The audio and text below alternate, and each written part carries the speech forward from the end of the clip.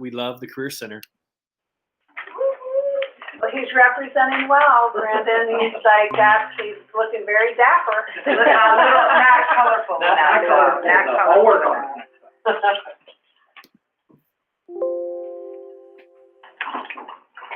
Okay, so essentially what we're going to do is, I don't want to read off a PowerPoint. You can see where we're going to go, give you a brief overview, talk about the outcomes that we have, the areas that we're looking to focus on in the future, whether that be our programs of study or students that we're going to target, growth potential, and then concerns and considerations, and we'll kind of leave that off with some questions towards the end. We are super excited because it is our 50th anniversary this year. The Career Center started in 1972, and I'm not the historian that Mr. Akins is, but we have many artifacts, and we saw, I believe, Brandon, was it when they first started, there were 40 programs, is that correct? Yeah. WVPE actually launched its license to support the Career Center. So we actually have a newspaper in the office we just got a few weeks ago from a former Elkhart Memorial teacher that's from May of 1972, so spring semester.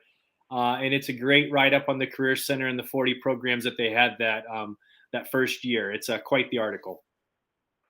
Yeah, we'll share that with anybody who'd like to see it. It's pretty interesting. Our average enrollment is around 1,100. We'll get into some of the numbers later. I'll bore you with that a little later. But we have been on a steady incline with our enrollment. In fact, we were set to make records the year that the pandemic came in, and obviously that turned things around, but we're still on the incline. So we service 10 school districts, private schools, homeschoolers, and everyone in between. 31 programs, you'll notice, through those 6 pathways. They align with most of our pathways that we have at the high school. As you can see, we don't have a direct line to the business, and our only natural resources really is agriculture right now. We have 2 new programs planned for the upcoming school year. Precision agriculture will take the place of what used to be horticulture and is now our outdoor landscaping. And then we are going to start, which this one we are really excited about, pre-surgery tech.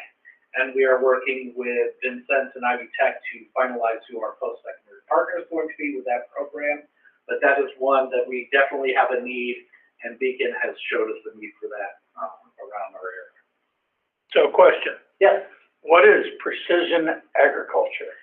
Okay, I'll actually hand it off to Brandon, but I'm going to go into a little bit. There's essentially this goes into the technology that goes along with agriculture. I know there's a portion of the program that deals with drone technology, so you can see fields from above, so you know how to do watering cycles, planting cycles, things like that. I'll let Brandon go into more detail. Absolutely. Rocky, I think this is really where we start to see the technology and ag working together. So when we look at large-scale crop production in any agriculture endeavor for that matter, I think we see this as a great opportunity to support the ag pathways that we have at the high school, but also engage those students of technology that may not know a route yet where to take that technology. So you do look at the utilization of drones, you get into virtual and augmented reality, GPS, GIS.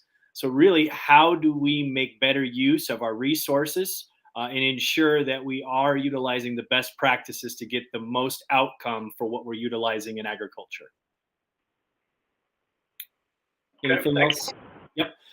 The next thing I'll share is, this is who we are, and this is what we focus on. The reason the three bullets are on the screen is this is what we are evaluated by the state on an annual basis when they look at our programming. The first is one of the things that I'm very proud of. This was ushered in by Dr. Dave Bennick before I was the director, but I was on staff. We were the first early college endorsed career center in the state of Indiana. Since that time, I think there are 8 other career centers that have jumped on board and seen the value in this. And I think what this does is for some folks that still look at career centers and the perception of what career and tech ed or vocational ed used to be, it helps them understand that we've changed and evolved. and we're really looking at ensuring that we're offering those students those stackable credentials. Within our programs, in our 31, we have 11 of them that are early college pathways, meaning that students have the opportunity to earn either the 18 credit hour certificate, the 30 to 33 credit hour technical certificate, or if they're taking those gen ed, those college ed, general education classes like math, English, science, and social studies at the home school, they have a chance to earn an associate's degree. Currently, we have 17 students in our cardiology EMT program that are on pace to earn an associate's degree this year. The stackable credentials, like I spoke of, we have dual credits across most programs. The only two that don't have that are our dental program. Ivy Tech pulled all dual credits from the high schools over a year ago. I think we're on the second school year of that now.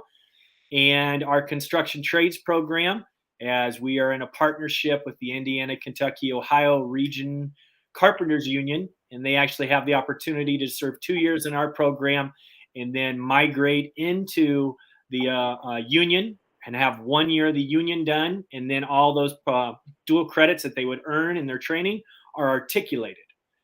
Another huge fundamental practice of what we do is the industry certification. I think we'll all readily admit some of our programs, the industry certification carries a little bit more weight than the college credit. And therefore, the state of Indiana has identified a number of industry credentials that are valued by employers. And those credentials can actually be used to check box number 3 for graduation. So across our programs, we have a number of certifications, but in 16 of those 31 programs, we have the state recognized industry credential available to students. The last, and I think probably the most important of all of these pieces, is we can offer dual credits and students can take a certification, but if they can't apply that to the world of work, I think we're doing them a huge disservice. And so our large focus on work-based learning continues, and it will continue to grow as it's an expectation that the state has raised the bar upon. Currently, we have 5 of our programs that are SEAL certified. So this is the junior apprenticeship route. Basically, what the state does is they identify best practices in the state and somewhat certify your program. As you can see, we have a variety of work-based learning opportunities, whether it's clinicals, apprenticeships, practicums. We do a little bit of everything. And then lastly, we have facilities that lend themselves to doing work right in-house, and those are student enterprises. So I know Mr. Weaver's familiar with our small engine program. That's a student enterprise. Folks from the community can bring in equipment to have serviced, worked upon. Same with our cosmetology salon. Any questions about that? Yeah, I would go to the cosmetology, but I don't have any need for it. You know what? They can do some pretty marvelous things down there. I think that about myself quite often, but I'm pretty sure they could even help me out. All right. As I mentioned before, we've been hovering around 1,100. You'll notice we are on steady incline. Over the last 5 years, we have increased, with the exception of 1 year where we maintained. We look forward to this growing as the need for the Career Center gets amplified by the needs of students to find their graduation pathways. You'll notice here some things that highlighted that Brandon and I noticed, have been noticing for a while. The big one would be Jimtown sends 1/3 of its juniors and seniors to us every year. 1/3. Concord sends 1/4 of their junior and seniors to us every year. Those are 2 very strong programs that are, as you can see their numbers, and by the populations that they serve, you'll see that those are higher numbers on average. The numbers, for the most part, have stayed very similar. You'll notice schools like Northwood, Bremen, and Edwardsburg stay very similar to where they are.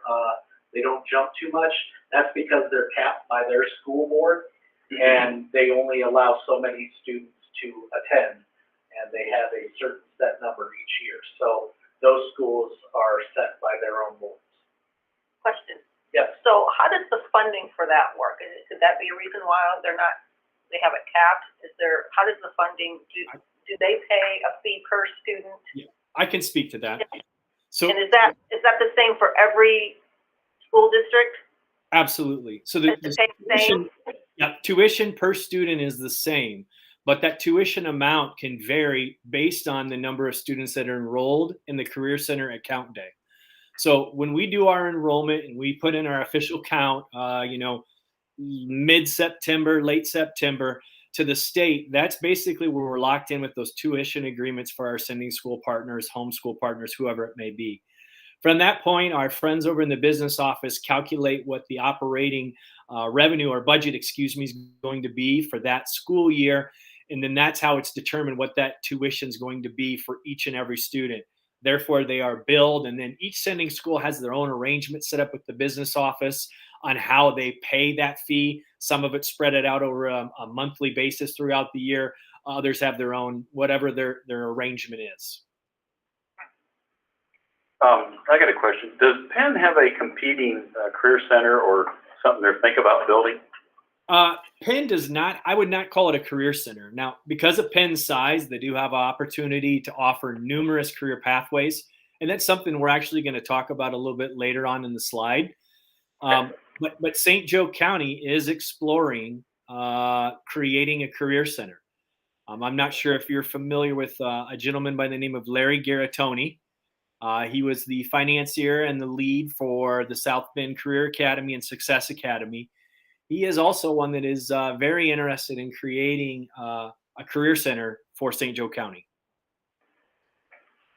Anything else on this?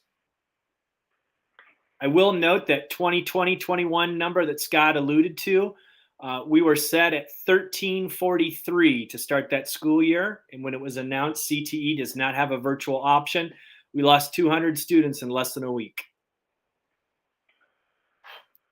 So what's your capacity of what you can handle student-wise? I would say with our current space limitations, I'd say 14 would be pushing it pretty hard. Okay. We try to cap programs at 24 a session, so generally 48. Safety is a huge need. We don't want to get too many students in the lab and not safely be able to monitor and ensure that they're getting the necessary learning without also doing damage to themselves or equipment. We do have some instructors that take on students beyond that every single year. Our law enforcement program would be a prime example. They'll take 30 students in a section. But 24. Cosmetology is a little lower. State dictates that you can have no more than 22 in a training cohort. So that usually sits around, 40 to 44. Thank you. Anything else in the enrollment? The next three slides speak to what Brent was talking about, the service we provide for our students with the work-based learning, the dual credit, and then finally the industrial certification. I'm not going to spend a ton of time on these, but if you have questions along the way, feel free to ask. The blue at the top on the key there to the upper right is the 2017-18 school year. So as you can see, they've kind of, just about everybody's trajectory is very similar. One thing to remember is that this year is not completed yet, so some of that WBL can go up. We've really been affected the last couple of years by the ability to put kids in certain institutions based on the requirements for those institutions, especially going into the medical field. It's been very difficult to get students out in work-based learning opportunities. They are happening, but not at the rate that we would like to. I think that will start to relax a little bit as we go, but that's going to be a fight that we have going into the future. Northridge had a significant drop in enrollment there from prior year to this year. Yeah, I think they went from somewhere in the 70s down to the 50s, I want to say. It's all dependent. Theirs is based on, I believe, student need. We have a very good relationship with Northridge, their principal and their counselors. So I'm not real sure that we haven't seen that in the past. Again, that's also dictated, I believe Northridge dictates theirs through the amount that they'll allow their students to come. So. I Dual think credits very similar. Credits are very similar. Again, dual credits, you'll have to notice that all those numbers are really small this year. We have a lot of programs that are year-long programs, so you're not going to see those dual credits. Also, Vincent does not report any credit earned until the end of the year, so even if they have credits earned at this point, we don't have record of those, so we can't report those. So that's why the numbers would be low on dual credit. And then industry certifications. Again, most of these tests are done at the end of the year, so you'll notice that gray line there in the middle. That was the COVID year when we went away. Those numbers should have been significantly higher, but they do a lot of our industry certification testing at the end of the year, which is how we lost out a great deal. And then you'll notice the big jump with the yellow again. And then the blue shouldn't be too far behind, if not ahead of where we were last year, as we are on track to pass those numbers. I got a question, when it comes to, did we at one time offer a pilot ground school here? That, it's interesting you mentioned that, but. Not aware. Yeah, but that is, we've looked into some of those things. That might be something that we approach here at the end of the presentation. Okay, good. We got an airport here. Yeah. Pretty handy. Yep. The next two slides are about our student organization. Skills USA is the organization that basically took over, for those who know the VICA organization from years and years ago. Skills USA took over most of what VICA did. Our numbers at the state level participation and numbers in general participation have stayed relatively flat.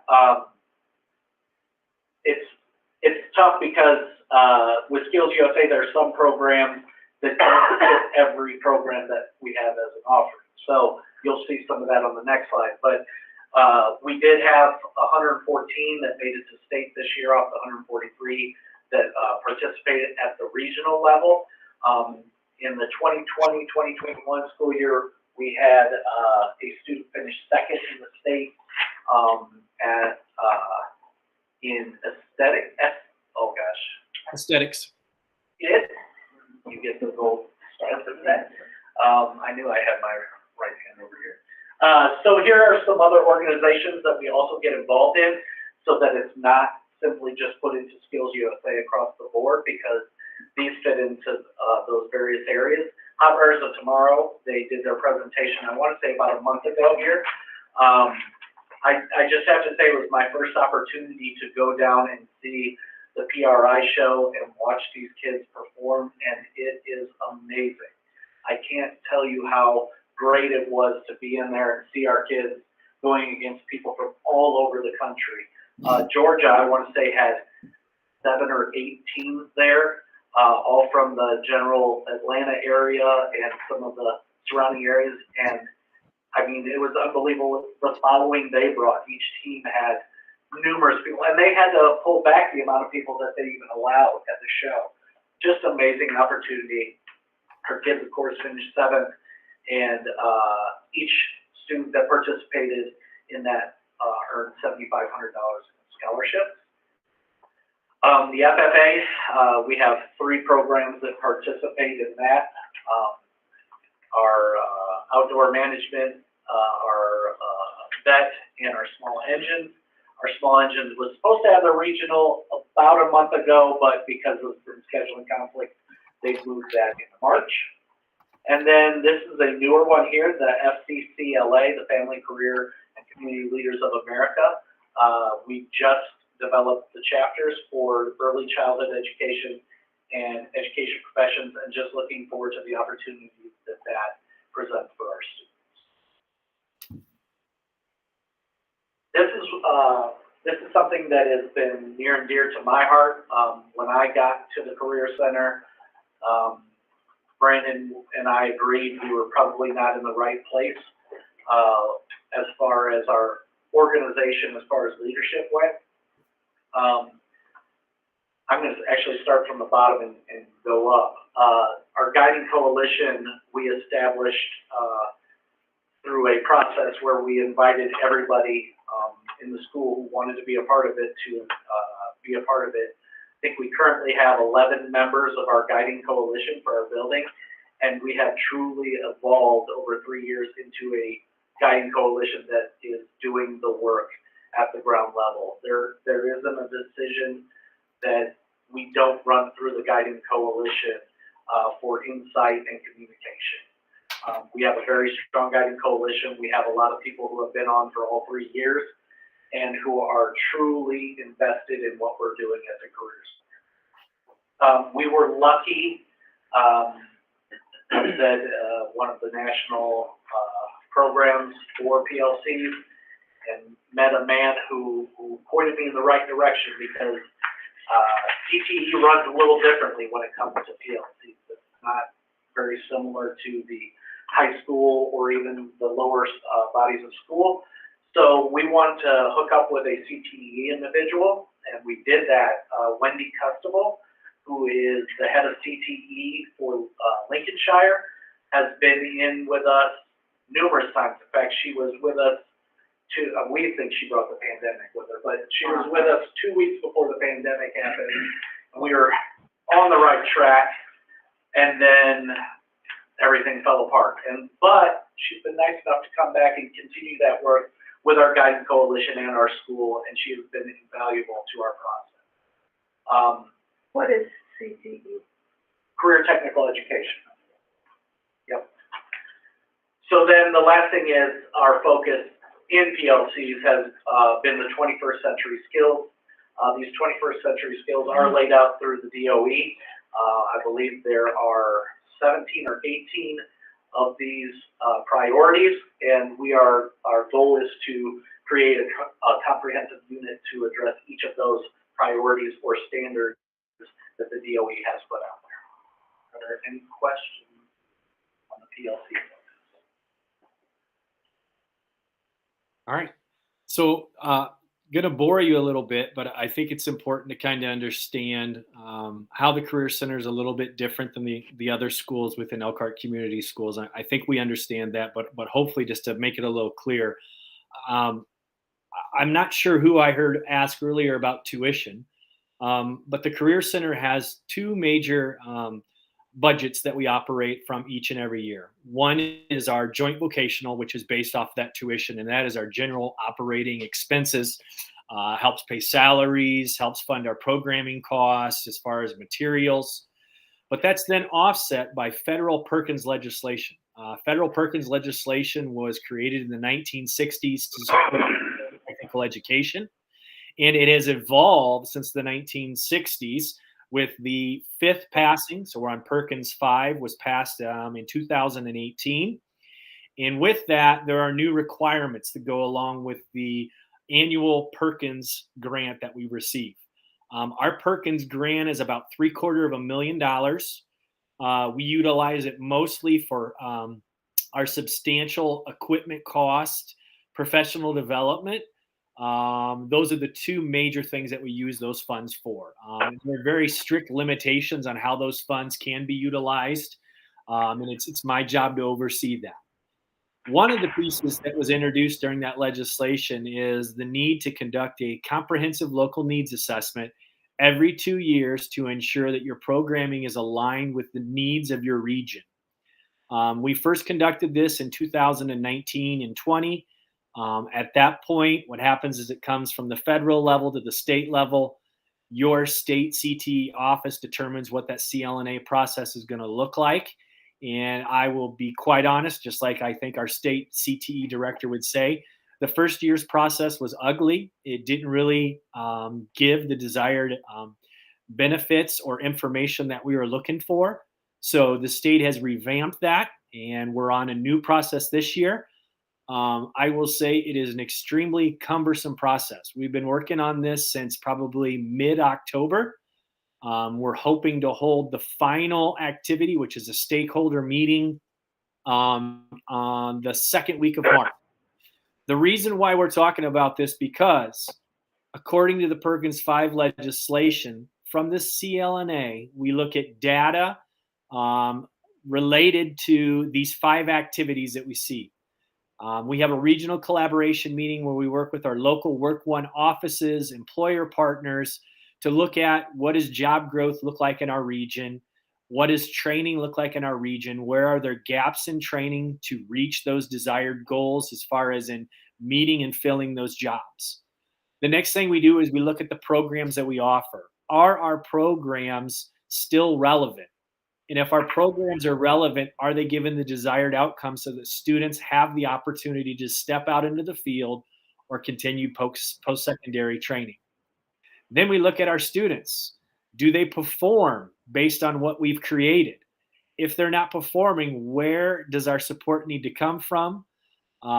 Is it a possibility that we're not informing students of what the pathway looks like and we have students that are being placed in the wrong pathway? Is it our rigorous too high? Is it our rigorous too low? How do we support those students? And every year we are measured on 9 indicators for performance. Those indicators are directly tied to the dollar amount that we get through Perkins legislation. Any one of those indicators that we don't meet for 3 consecutive years, we have to write an improvement plan for. The next piece that was just added this year is equity. And I think equity is something that we need to continue to talk about and examine in education because there's areas where we're not doing a good job.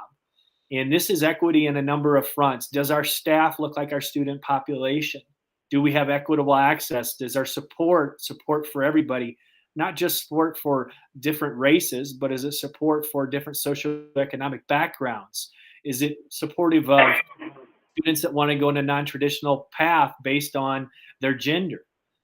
The last piece we look at is our staff. How do we recruit staff to the Career Center? How do we retain them? And first and foremost, I think the most important thing is once we get them, how do we train them? I think I've shared with you before about 85% of our teaching staff are not classically trained teachers. So how do we train these folks to take the knowledge and the skill set that they have in industry and be able to train teenagers and hopefully point them in the right direction so that they can continue on in that field? This work is then boiled down through a series of questions that a team goes through and looks at the data, provides answers. It's boiled down to about 9 to 15 goals. And then as a school, we have to take those 9 to 15 down to 3 goals that are going to be directly tied to our federal grant. And we have to show progress on those 3 goals over the next 2 years to ensure that we don't have any loss of funding. Any questions about this process? Your 9 indicators of performance, what are those? The 9 indicators, so there are a handful of those that unfortunately we have little to no handle. So when you do a process like this, it's not based on just the Career Center. It's based on career and tech education in our entire region. So as the CT director, I'm employed by Elkhart Community Schools. We serve 1,100 students at the Elkhart Area Career Center. But then all of those high schools that lay within our region also have their own career and technical education programming going on in those high schools. Now, I have little to no oversight over those high schools and how they conduct their business. But unfortunately, there are 52 of us CT directors in the state, and we're all responsible for all CT programming within our region.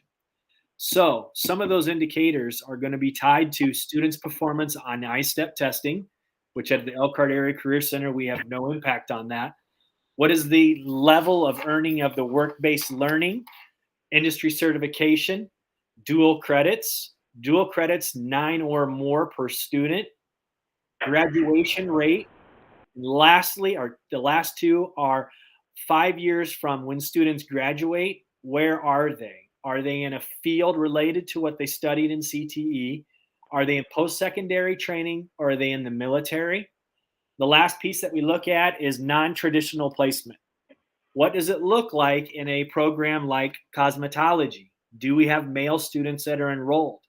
So there are percentages that are bargained at each location. So our local, we've gone through our process where we bargain, we look at what the state says the numbers or the percentages should be.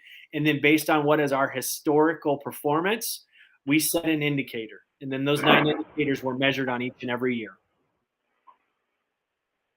Anything else on the CLNA?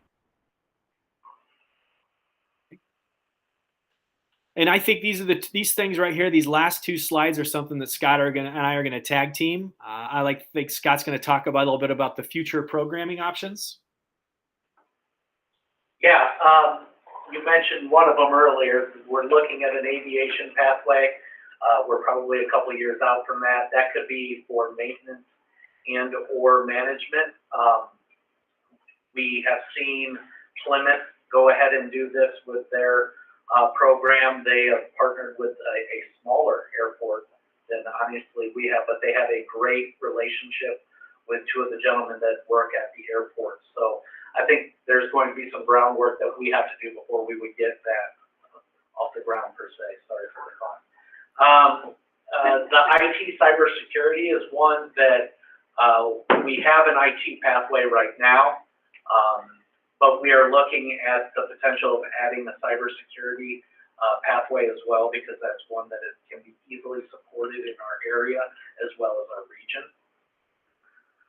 The other ones there that you'll notice, the pharmacy technician, that's another one, a pathway that is needed in our area, that is vitally needed in our area, as a matter of fact. And then the supply chain and logistics is one that actually has a small section through the automation and engineering class, but they don't get to touch it enough to make it its own program. Supply chain and logistics is huge. Companies like Days, which changed its name to, I'm not sure what our EQ. Yeah, it's huge in the area. A huge company that deals with supply chain and logistics, let alone the companies that we know of, like the FedEx and the UPS and U.S. Postal Service. There's all kinds of supply chain and logistics companies that we have. You forgot the gorilla. What's that? The gorilla. Yes, yes, absolutely. That's very timely, because that's huge. Yep, Yes. absolutely. And I think with these are just some of them that we began to discuss. Whenever we bring a new program on at the Career Center, we look at a number of factors. First and foremost, is there a local need for the programming? Not just local, because we know some of our students have desires to leave the region. Obviously, we want to keep as many of them as we can in our region to help it thrive.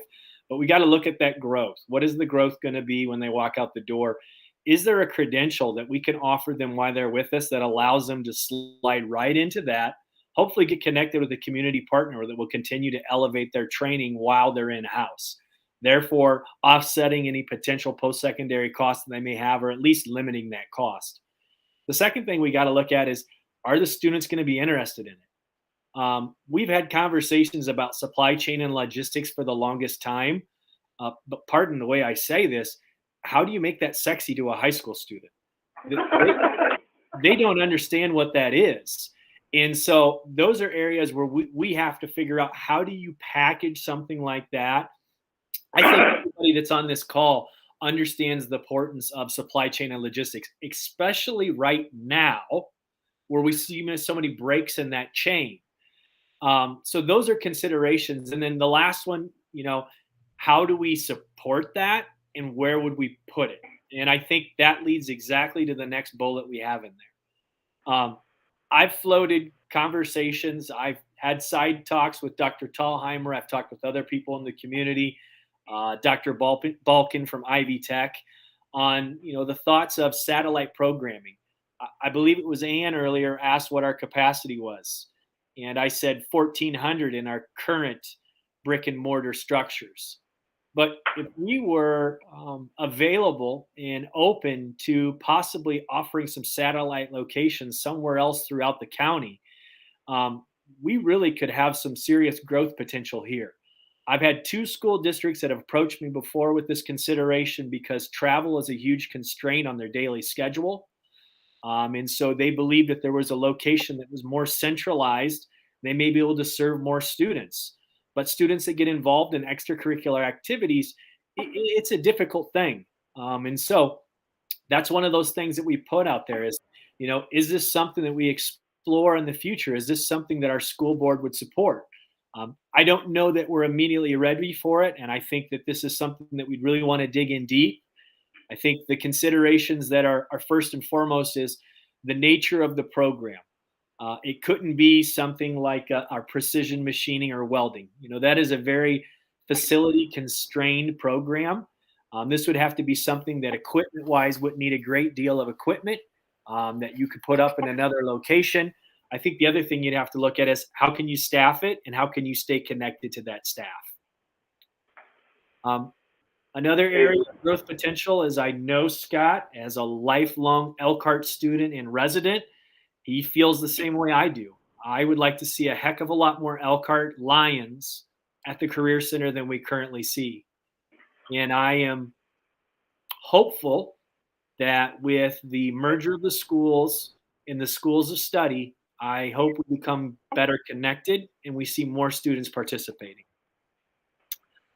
The last thing that I put out there, and this is something that we've kicked around the last 2 years in this pandemic year because we've had to support some students and do some makeup time, is really taking a look at summer programming and trying to determine how can we offer options for students that are seniors in high school or juniors in high school that haven't finished their pathway requirements, looking at students that were successful during their junior year and trying to keep them engaged so they come back for their senior year.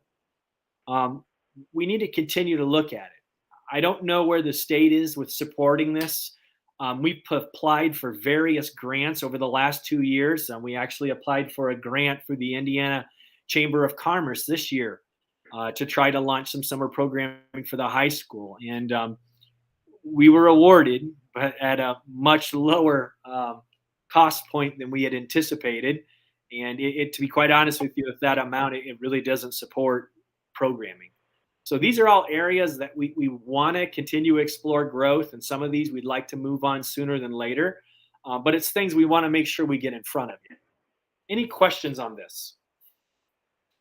Yeah, I have, when you mentioned satellite programming, what come to my mind was Starlink as opposed to satellites within Elkhart. Elon Musk, Starlink, right? Mm-hmm. He's got like 5,000 satellites in the sky. Right? No, I don't think we're going that. Sounds like a good job to me, anyhow. I was thinking about, we have Ivy Tech Community College on County Road 18 that has empty classrooms. That's just off the bypass in County Road 17. And for a number of our school districts, that's a pretty easy location to get to.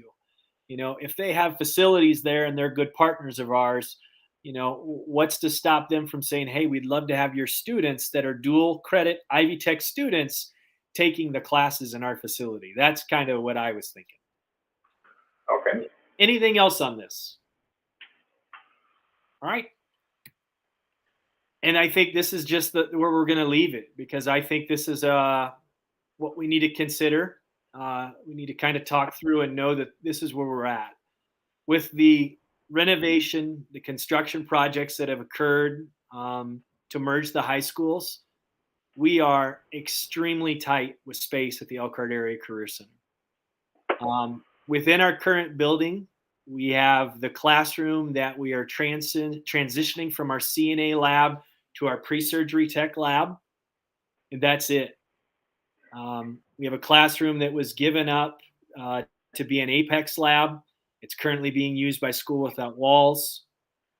Our last large meeting space, we had to transition into a culinary classroom. We do have some classroom space at the annex, but for some programming, I don't know that that's the best fit, because part of CTE is the opportunity to collaborate with like minds. And so space is a concern moving forward if we want to continue to grow programming. How much space are you talking about? I don't think I'm equipped to say that off the cuff. I think we would really have to consider the programming that we're talking about to ensure that we're making an informed decision.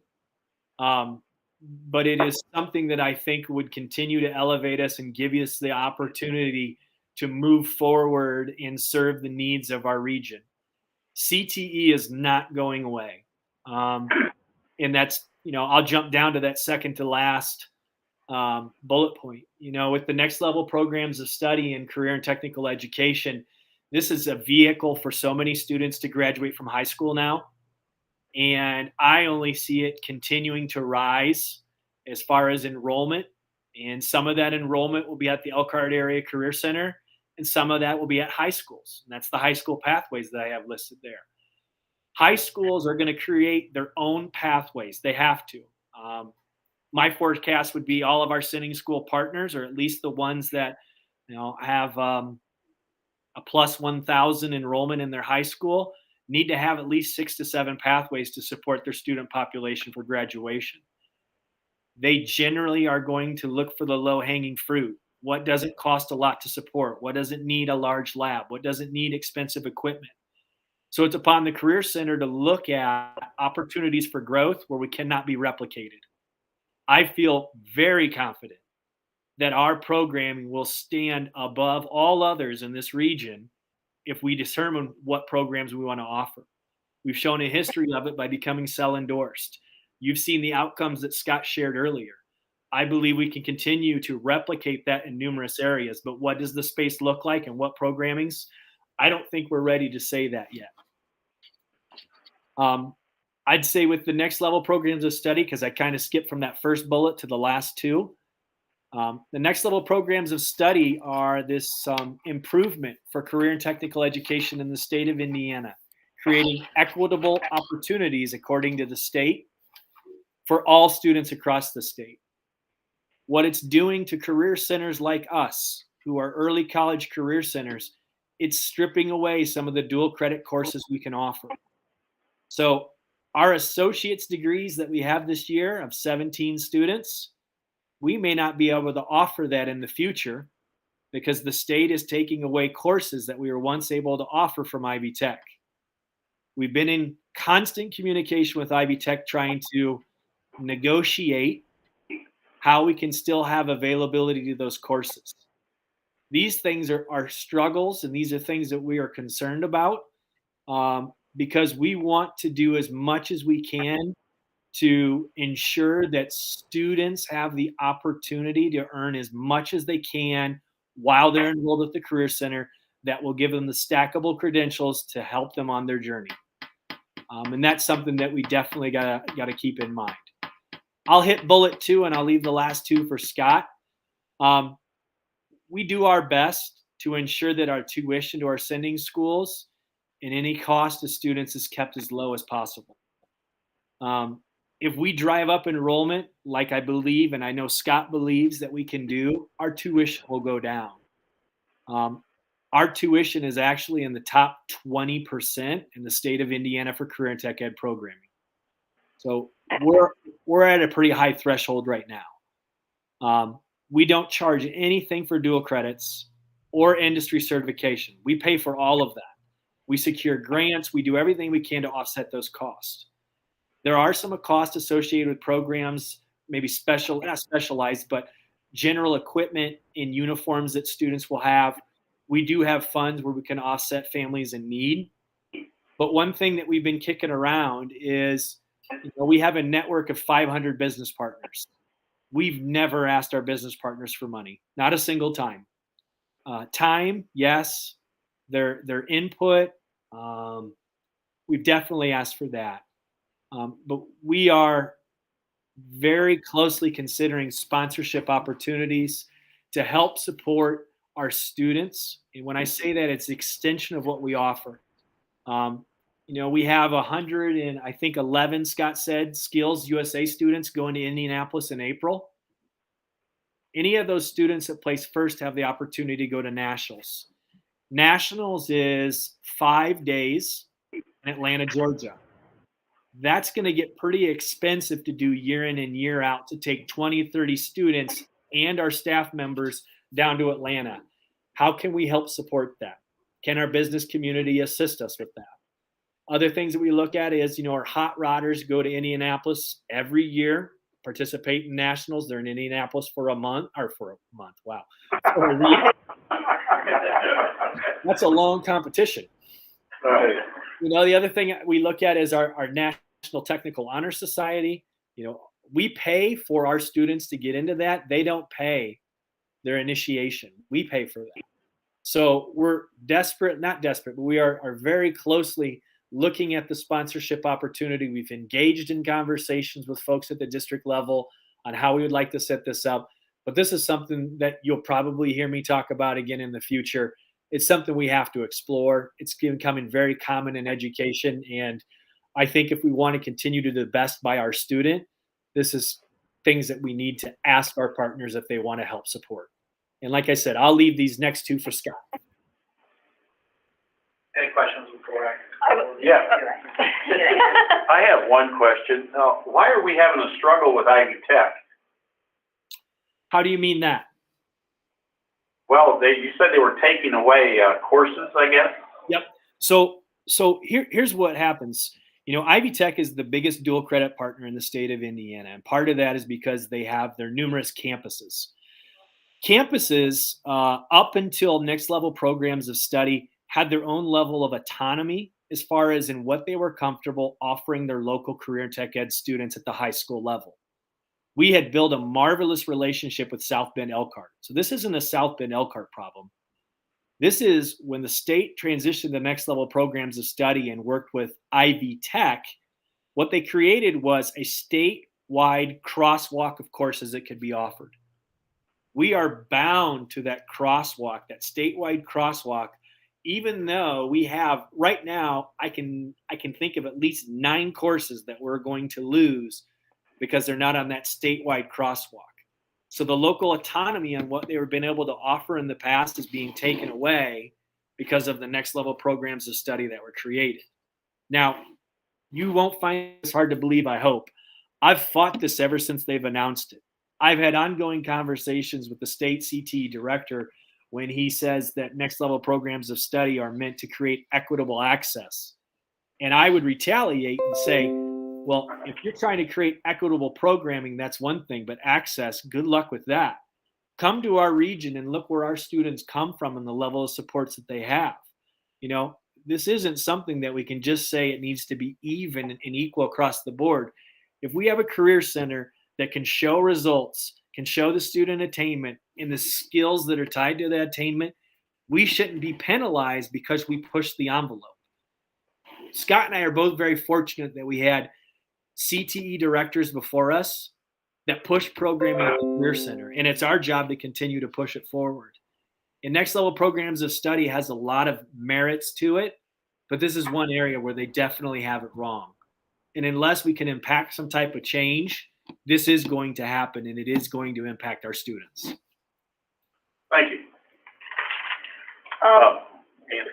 My question, Brandon, is how many students do we have that receive the technical honors diploma? Oh, wow. I'd have to look into that. So Technical's Honor Diploma is tied to 2 programs currently, and get ready for this one, Ann. Courses that are needed for that are taken off the crosswalk. So the attainment after this year are going to go down. I would say we were north of 30. Okay. And I would say, so last year, I think we had 155 graduates. I would say college graduates. I would think we had like 30 that were able to do technical. I think we had 7 that still were able to get their associate's degree in that crazy year. And then a number 110 or so with the certificate. Okay. So we get extra funding if we have technical honor students, but now, so if I hear it correctly, and if I'm connecting the dots, the state programming is pulling away, we'll be taking away funding for our students to be able to have the opportunity to have the technical certification honors. Okay. We do not get extra funding for we do not get for a technical center. The Career Center does not. It's the funding formula overall, Brandon. Yes, I hear you. Mm-hmm. Okay. Anything else on those points? All right, I'll let Scott go. All right, the last 2 we'll talk about are also crucial for our success going forward. That next bullet point, increased support and opportunity for a diverse population. This is something that we have been battling for the 3 years that I've been there. Brandon is very passionate about this as well. A need to increase our support and opportunity for students of color, for students in high or low demographics as far as their needs for money and things of those natures. So one way that we've started to approach this is through Hispanic students. We have brought upon our school Luis Alvarez, who works with us. He also does a radio program during the week on a Hispanic radio station. And he came in and basically kind of did a mini audit of our school to see if it was welcoming. And we were embarrassed. I don't think we had a single sign with that met the language needs of a Hispanic student coming into our school. That's something that we've looked to improve upon. Anything that we send out and opportunities that we send out, we definitely focus on those things. We're trying to work on the socioeconomic.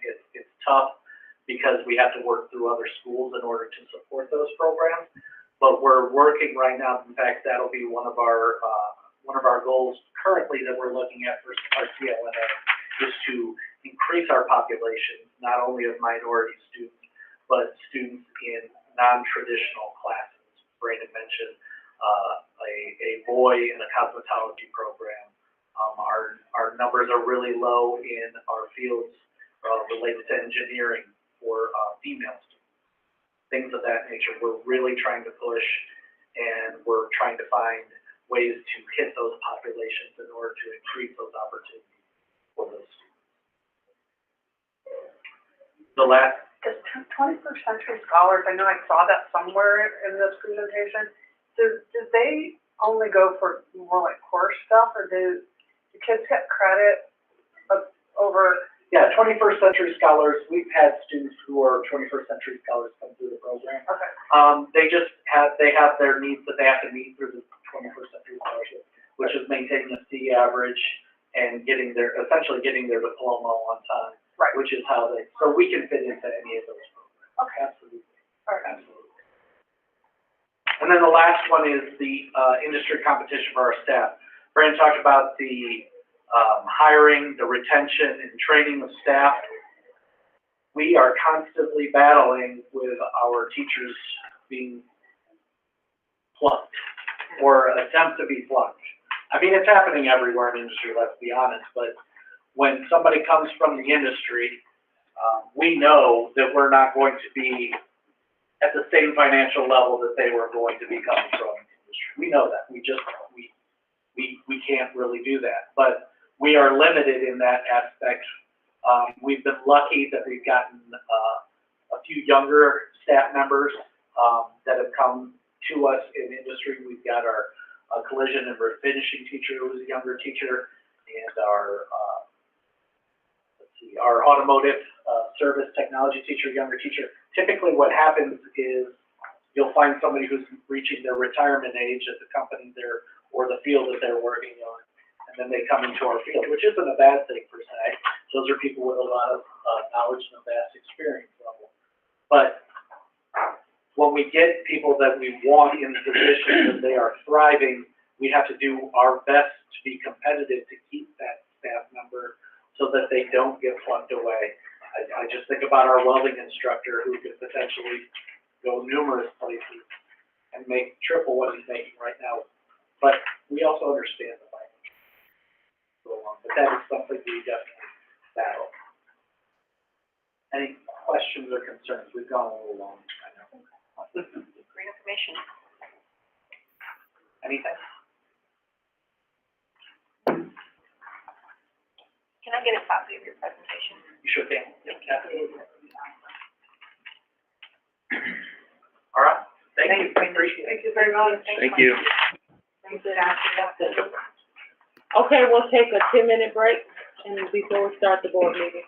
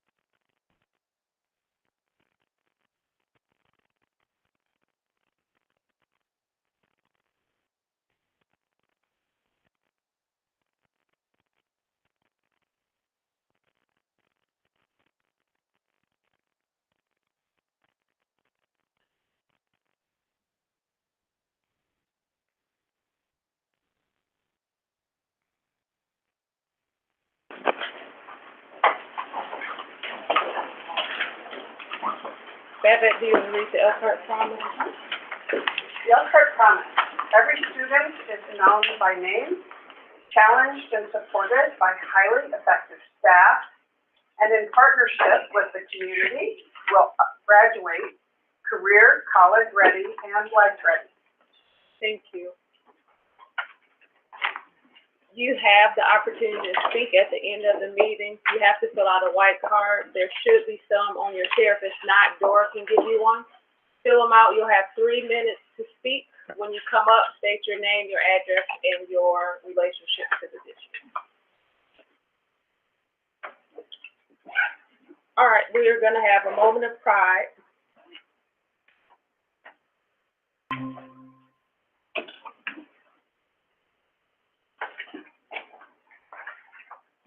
Hello, my name is Corey Hosbach. I'm here today to represent the Superintendent Student Advisory Council. I'm currently a sophomore and I'm in the Business and International Relations. So this month, since February is dedicated as Black History Month, Elkhart has been honoring the triumphs and struggles of African Americans throughout U.S. history. Every morning during announcements, a quote from a famous African American individual is shared with us. So this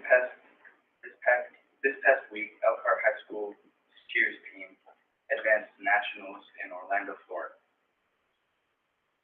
Wonderful for them.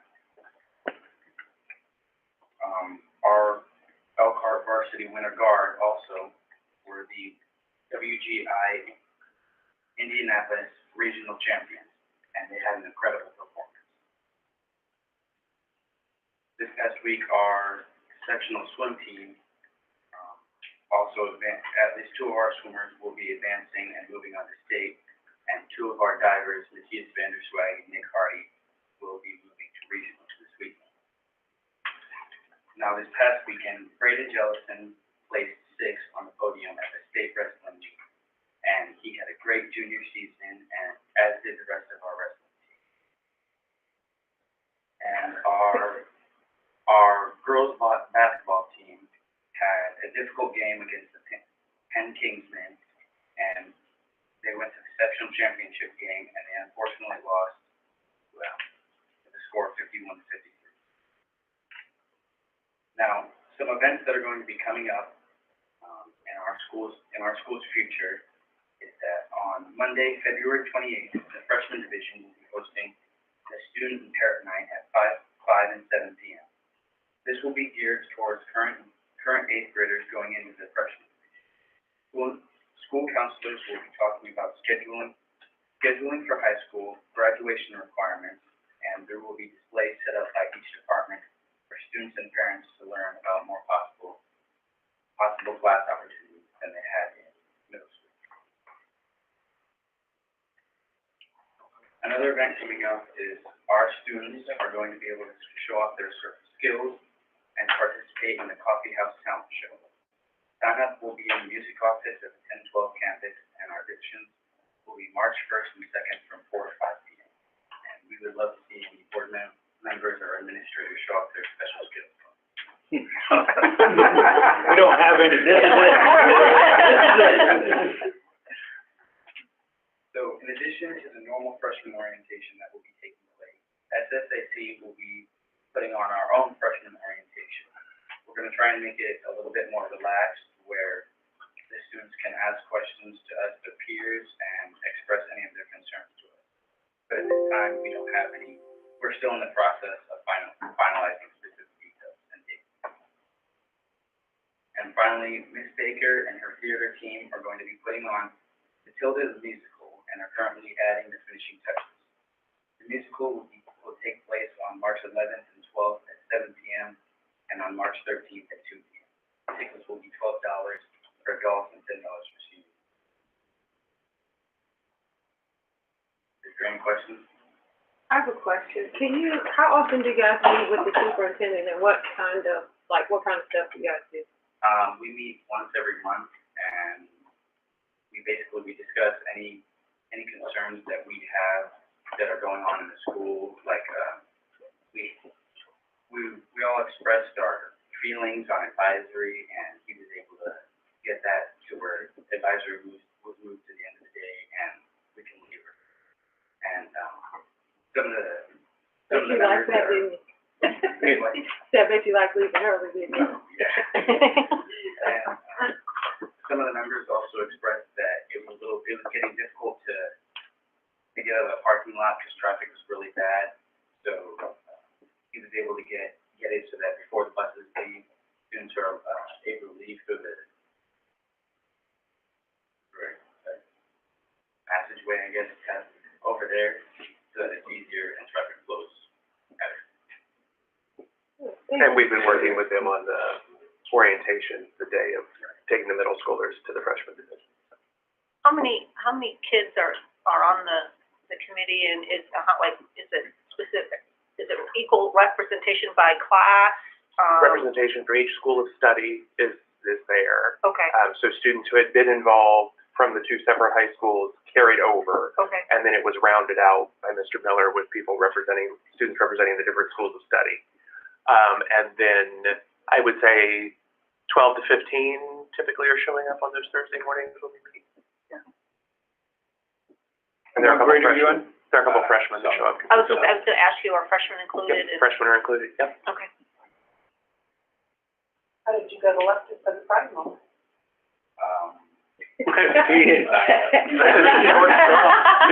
Missed the last meeting?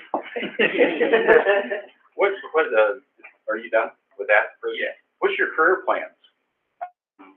Currently, I'm thinking of going into business, more the business aspect, but I'm not 100% sure right now. You did a great job. Yeah. Good job, guys. Thank you so much.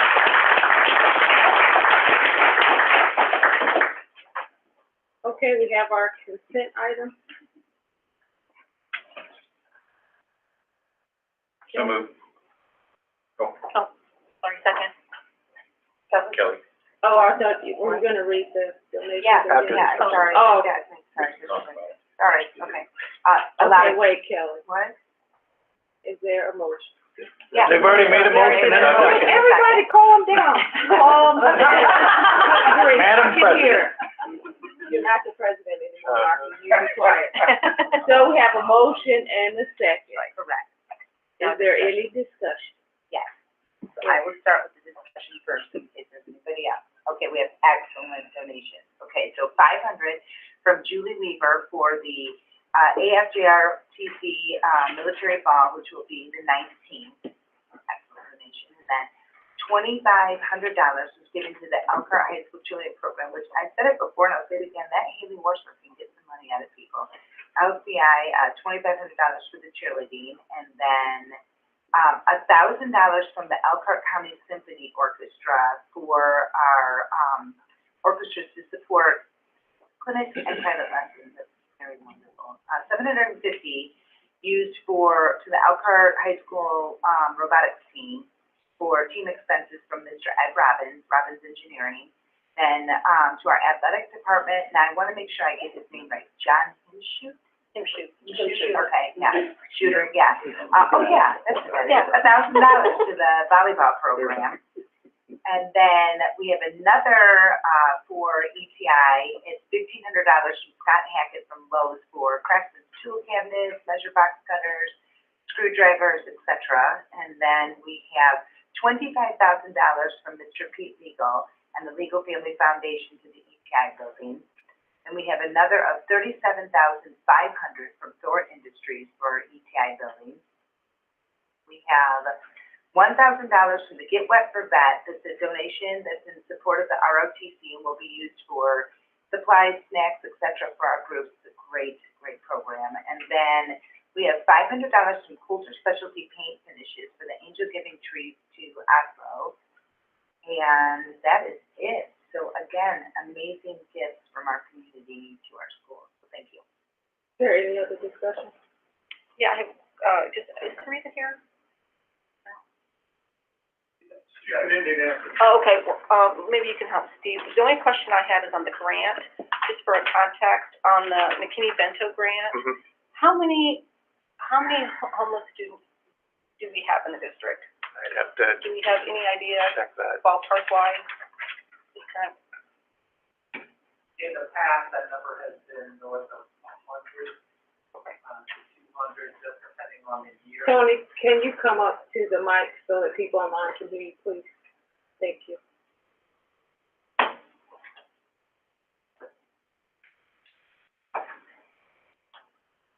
I'll pinch it for Sarita. Thank you. In the past, that number has been between 100 and 200. It really just depends, one, on reporting. So, well, the students to qualify for homeless are often, our largest number of students who qualify as homeless are doubled up, which means that they do not have, family doesn't have money to pay for a home of their own, so they're doubled up with another family member or somebody they know in our school district, and according to the federal law, McKinney-Vento, that would be considered homeless. So we have students who live in hotels, and then if a student is truly homeless and announces that they're truly homeless, then that would qualify, that would require us to contact the Department of Children's Services, because the student would be in a situation where they could be guaranteed of safety. So sometimes those are underreported numbers and we don't know. Okay, so with this grant, when it talks about like, purchase services and other, what kinds of purchase services does that entail? Like, So I would say that probably want Sarita here to be able to answer Okay. that question, because she might have something specific in there. of course, But oftentimes purchase services are things like mental health services, tutoring with a local tutoring agency, and transportation. I was wondering if transportation was a bigger piece. It tends to be a bigger piece because we have to contract with another agency. We're required by federal law, by the McKinney-Vento law, for a student who was attending school here, who is now homeless in another location outside of our school district, as long as it is not longer than our longest bus route to transport that student back here. Okay. So we, and Tony behind me can share with you, we work specifically with a particular transportation company to help us do that, Okay. as well as our own folks. Okay, I appreciate it, thank you. Any other discussion? Just real quick, who receives the salary for that? Is it $13,000? Like, who is that? Is that one of our employees? Is That I would have to check on to tell you for certain. and then we have like a check and balance with them? Like, who does the check and balance on what we're doing with it? Well, that would be reporting to the DOE of what we're doing. So any of the expenditures that we do have to get signed off in the business office as being contained within the grant. And then we would have reporting of how those funds were spent that are always required by either state or federal grants.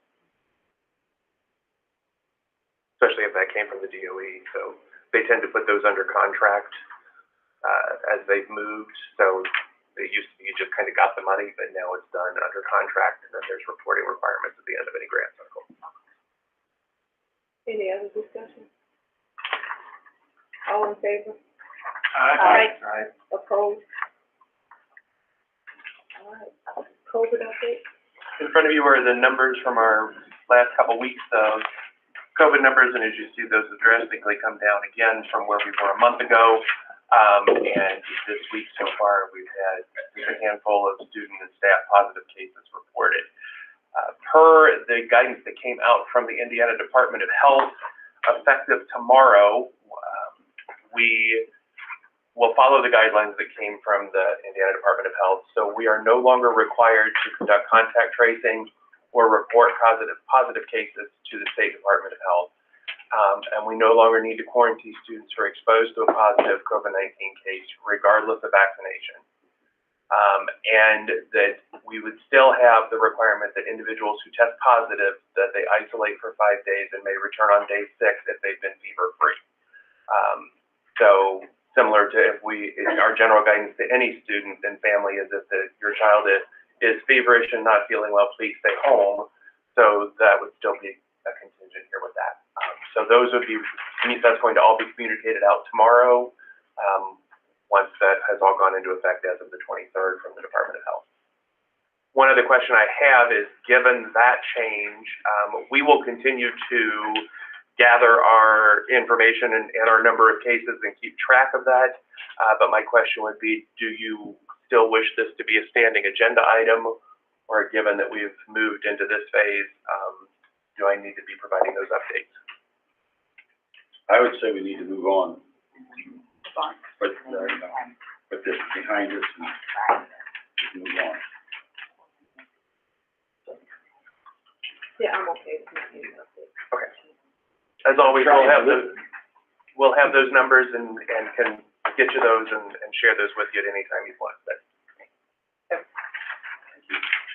Okay, the RFP, So on Friday, we had the work session regarding the RFP, and given the changes that we made and did during that conversation, I would ask for your approval of that demographic and feasibility study for us to put that out tomorrow and accept those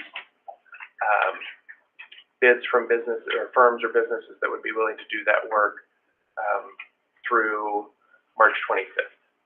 is there a motion? Motion. Is there a second? Second. Is there any discussion? So yes, Steve, I caught a typo, Okay. on under goals for A, number 4, there's a question mark. Oh, You need to pull that Yep. out. Minor little Thanks, Amy. detail. Just to clarify, like an RFP study for like people that are here that have not been kept up to date or don't really know what is going on.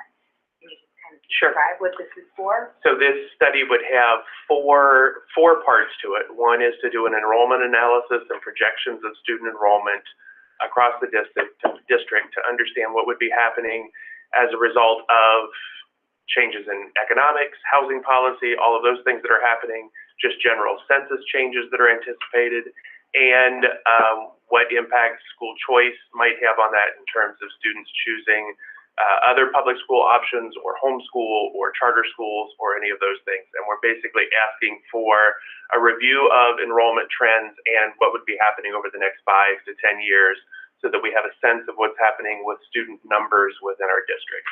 The second part is to analyze the capacity of our buildings. What is the kind of industry standard when looking at capacity? What do our buildings have as their capacity? And where does that put us in terms of the utilization of each of those buildings so that we understand what could be maximum or minimums within each of those classrooms and our schools overall.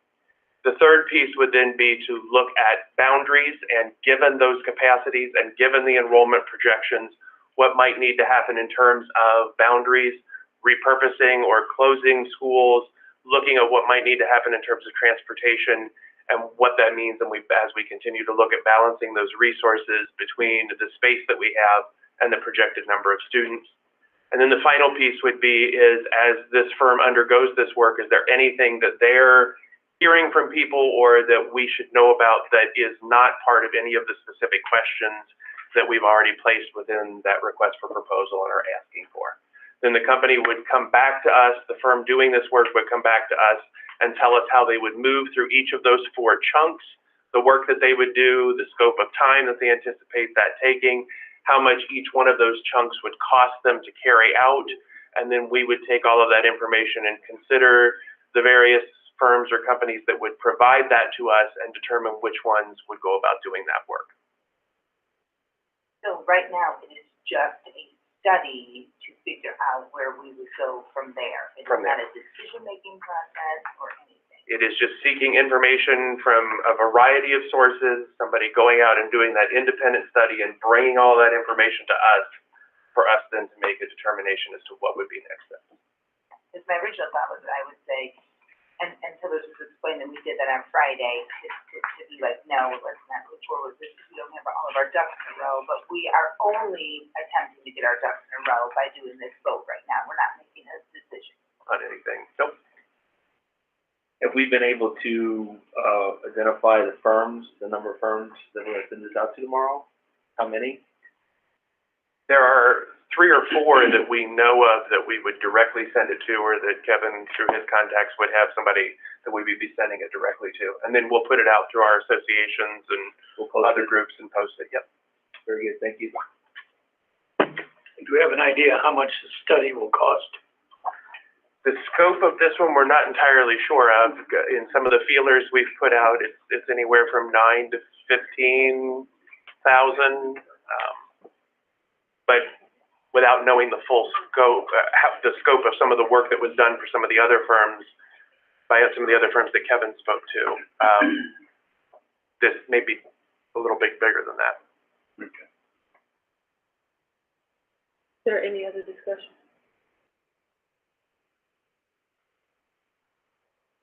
All right, on to new business. We're gonna vote? Oh, Jesus. All in favor? Aye. Opposed? All right, motion passed. Now on to new business.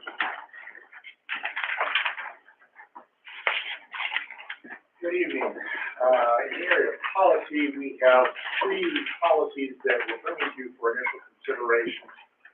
Those are revisions to those 3 policies. A number of these are driven by changes in state law. The first one is Board Policy 5340.01, which is the student concussion and sudden cardiac arrest policy. We're proposing several revisions to this policy. The most substantive change, again, comes from changes to the Indiana Code, and that is the inclusion of teachers overseeing marching band as the group of individuals that are in need of training regarding the symptoms of cardiac arrest. The policy also recognizes the ability of the United Department of Education to add other types of activities to this group policy. At this point in time, the State Department has not done that. And the policy would also allow parents and guardians to sign the consent forms by means of an electronic signature. This practice currently is in place for the athletic department. Mr. Weaver asked some questions earlier today related to the policy, and the language in the policy very much mirrors the changes in the Indiana Code. Specifically, it's Indiana Code section 3020. It's what I get for trying to pull this off from the top of my brain. But the language in the policy mirrors pretty much Indiana Code. It's code section 2034-7-8, if I recall. 2034 says. Yeah, you're probably reading the email I sent to the board member earlier. I'm looking at the actual, so. It's impressive. Yeah. Okay, Indiana Code says, one thing, and that, in my mind, is always the minimum hurdle, the minimum bar. And so, but that one thing I kind of called out was received verbal permission. We've got a student or, in an activity there that has symptoms of a heart issue or a concussion or something else. And then it seems to me like, well, if mom and dad's over here, we can give you verbal permission to put my kid back in or to do whatever the activity is. And that seems to be, it's like, wow, if you went to the point of, wow, that kid's not right, health-wise, that somebody's going to say, okay, yeah, put him back in. It's like, I think that's a little too quick. We can certainly go above and beyond what the code requires in that particular area, if that's what the board seeks to do. I guess the question is, I'd be interested in the thoughts of board members. Are we going to require that when we observe those symptoms that we wait until it's released from a physician? I'm not arguing against it, just think we need to clarify exactly what we would want in terms of that information. I can bring those changes back to the board. Personally, I'm okay with written, the parents signing off on whatever the issue was, because I think that's their responsibility to get their child to a doctor if that's necessary in their eyes. But I don't want us to be in a situation where we're moving too quickly. And then also, if the parent gives verbal permission over here, well, within 48 hours, they have to give written permission. It's like, and something happens, well, I never give you written permission. See? It's a catch-22. That's what the statute calls for, but there's no reason why we can't modify that so that we wouldn't put that student back into the program until we receive written consent from the parents, if that's the desire of the board. Has there been any past issues with that happening? The whole issue of sudden cardiac arrest is really very much of a current issue in terms of state law.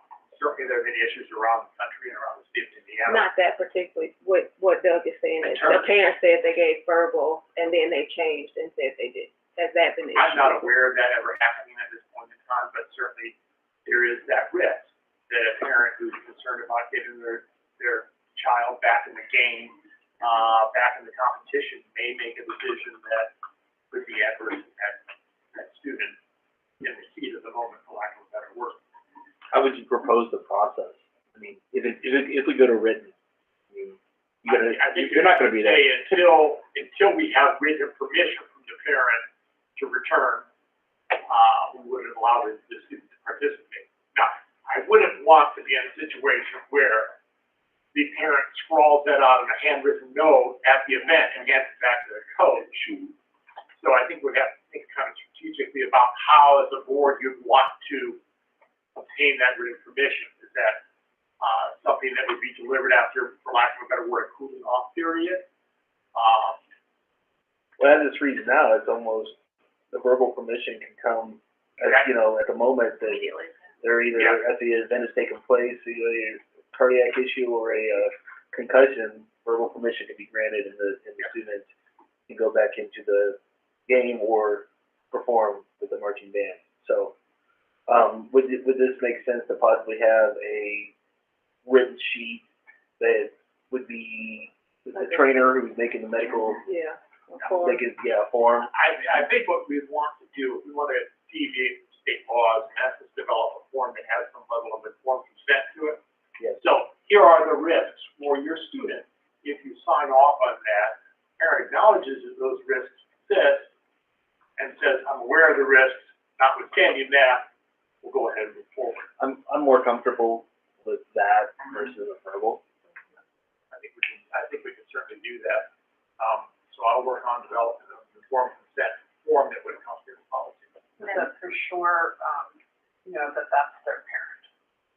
However you figure that out. Well, and that's the next question. The answer to that is we would take advantage of the fact we have that information in our Power School program, so that we could pull that up and you can access that on a school. Well, what happens in a split family situation? So, you know, mom and stepdad are at the game, and they say, he's fine, we'll sign off, he can go back in the game. Dad and, you know, the other side's not there. Something happens, and now we have this side coming after us because we didn't have their permission. Yes. Welcome to my world. Well, how do we protect ourselves? Well, we will typically refer back to whether or not we have a court order establishing which parent has the right to make those decisions. And the courts will also rule on that particular issue. In fact, Mr. Snyder and I had the opportunity to deal with this with a member of the local bar not less than a month ago. In that particular situation, we took advantage of our relationship with the Elkhart County Sheriff's Department that clarified for that particular attorney. I won't mention his or her name at this point in time, but if you'd like to speak with me privately after the meeting, I'd be happy to share the name with you as to what was the correct interpretation of state law. But we do have, for example, in the student management service, we will frequently find an attached copy of that court order in there. Now, there's a challenge of making sure that court orders are current. Fortunately, I do have access to the court's docket system so that we can pull that information as necessary. But those are all interesting. Those are all challenging questions that we have to deal with related to these particular issues when they come up. And more frequently, we'll see this in terms of changing custody and those types of things. But we also deal with that in terms of just general medical decision-making issues. I think Doug asked this earlier, and I apologize if I didn't see a response, but why did we exclude the external defibrillator? We typically, the AED training, AEDs, as I talked to the athletics department about that is managed by the trainers, and it's not required by state law that all of the coaches do that. Again, we can go above and beyond that. We could require all of our coaches to participate in that training. Of course, the AEDs that we have purchased over the years are all pretty much automatic in terms of telling you to the next step with that. But there's certainly no reason why we couldn't increase that level of training that's required. Now, obviously, there might be some expense entailed in that, but that would certainly be an option for us, again. Is we start at the minimum threshold of what the state requires. We can always go above and beyond that. the biggest difference in any kind of cardiac arrest is in the VBAC defibrillator. And time is of essence, so that to me, I don't think should be excluded personally. I don't agree. Well, Now, what about, are you requiring the marching band, will they do, say, sport training? Will they be doing that? They do have to do the same training that the athletic department uses. They use the same training packet that's available through IHSAA. It's an online training program. Would it matter if, like one person in that, was designated, trained in that or something? I mean, I guess if they weren't there, that would be, in the one instance, anyway. I think that's why it's so important. Getting in the That's where we have, that's the importance of having trainers available, having more than one trainer available to us. Presently, we work with Beacon in terms of our trainers, but, we have, gone down other avenues in the past, who provides training services for us, used to be OSMC. Let's go back to what I was discussing for a moment. Shouldn't we put in the language, who is allowed to sign a waiver, so that there is no question? We add that in there. Now, again, I will tell you, that can be complex sometimes, reading divorce decrees where both parents have joint custody, joint physical and legal custody. Well, then I think you need two waivers signed. That, we have to protect, everybody involved. So, the student is protected that way, we're protected, the coaches are protected. If both parents sign on, something unfortunate happens, we're absolved. But if we, don't take the necessary precautions, we could end up in a, Absolutely. and it could end in tragic consequences. Very much. We'll make some further changes to the policy. I appreciate the comments. Yes, I don't really feel comfortable if we're at an event and, the students are participating and stuff like that, and we're gonna offer, immediate sign off on that, if we're setting a student down because of this suspicion, okay, we should say that, okay, the soonest you can step back with a permission slip, written permission is 12 hours, 24 hours, something like that. On the spot, and it gives the families a chance to get the message out and iron things out. Weird things happen out there these days and stuff like that, and, I would not be concerned with us adding that type of language. all right. But this is for concussion and cardiac. Yeah. Not a sprained ankle or, Yeah.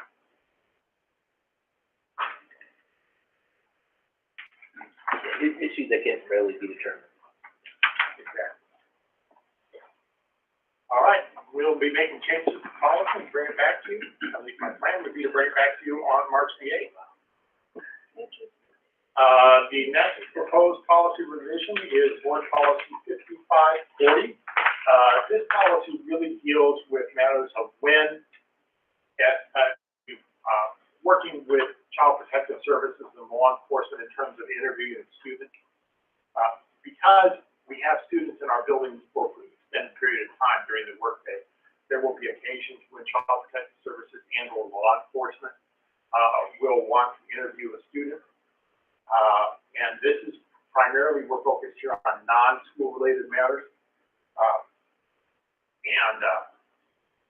There are procedures that we have gone through with the Office of Family and Children Child Protective Services group in terms of when they do those interviews, whether or not there will be occasions where typically we will let parents know that they're going to interview a child unless Child Protective Services indicates to us that the parent is the alleged perpetrator or another family member, and we will not provide that prior notification to parents. But also our practice has been to allow a school employee, whether it is a principal or a social worker, participate, or to not to participate, but to be in the room during that interview process. Mr. Weaver raised a great point in his email earlier today regarding who is the representative. I think we need to clarify that that is the school representative, not outside counsel or something of that nature. Well, I'd like to clarify it maybe a little further, in the category of a social worker. Because, a representative like, okay, we're stretched so thin right now, getting a principal or a social worker, it's like, okay, well, the secretary is going to be the representative. That doesn't. I think we could expand the scope to guidance counselors or social workers. Okay. Serving as the representative. Yeah. But I appreciate that. For administrators? Yeah, well, yeah. So we can clarify that language as well. So Doug, are you saying that it would be an instance where the police could come and interview a child without parent notification or presence? Well, we will notify parents in all circumstances that this interview is going to happen, unless the parent is indicated by CPS to be the perpetrator.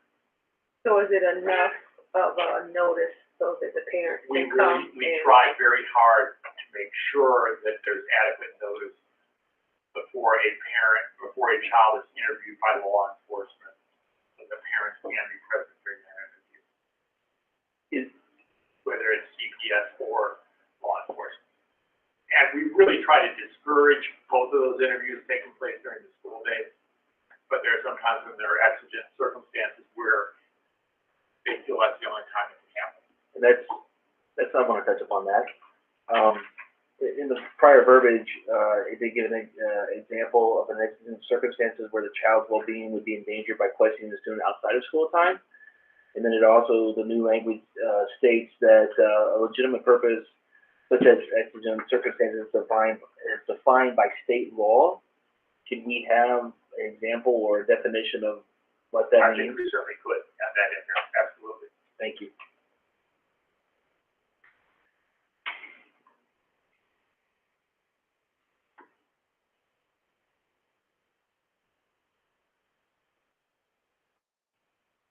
There was a statement that the records are not to be maintained in the student's file.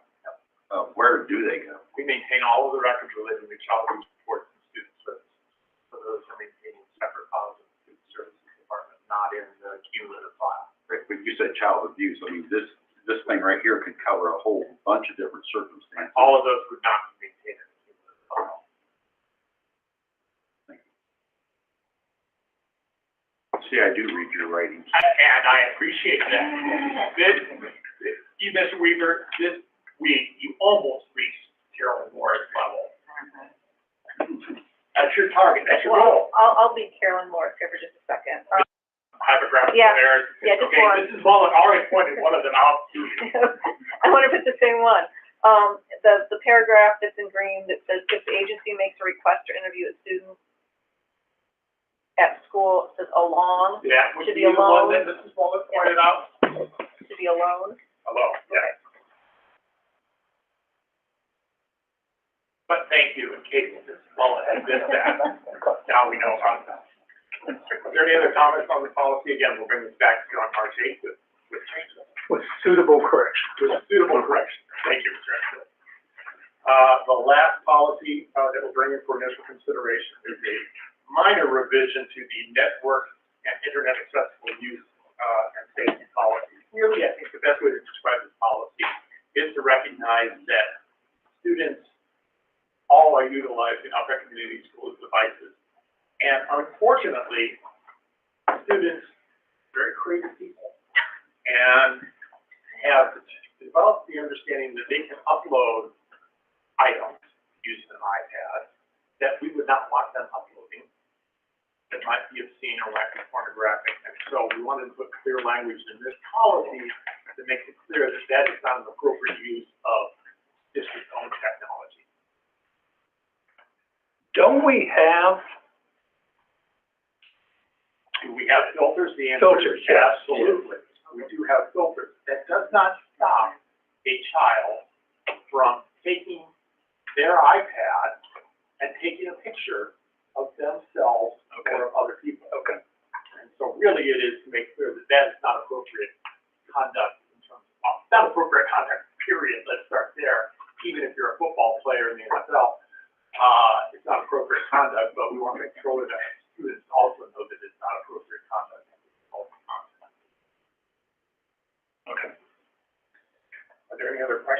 according to that policy change. All right. That's the evening. Thank you. Thank For you. your comments and your careful reading. Thank you. Kevin, are you ready to give us your financial report? I am. Ready? This department reports that the January 2022 cash balance in the month was $41,354,115.40.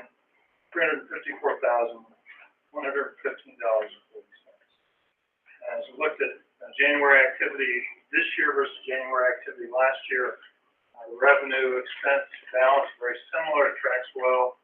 Just one thing that I'd like to note is we had that second count, state enrollment count. We're down a little over 200 students. Half a year's worth of enrollment is not quite $3,500, and so that's going to be a significant reduction in our funding from now until June. So we'll keep an eye on that. With my comments on the finance report. Kevin, I have a question. On the local option income taxes, I noticed that it's not on the education fund, and it was last year. Has it all been moved to the operations fund? Yeah, that was a choice. Okay. That helps us try to reduce the transfer from education fund to operations as the state tracks that. Right. That transfer amount. So. Okay, I just wanted clarification on that. Thank you. You bet. Any other questions, please? Okay. And then my final item tonight is the insurance report. As we transition to Anthem is a little slower to report. That's why we received it as a handout rather than a package.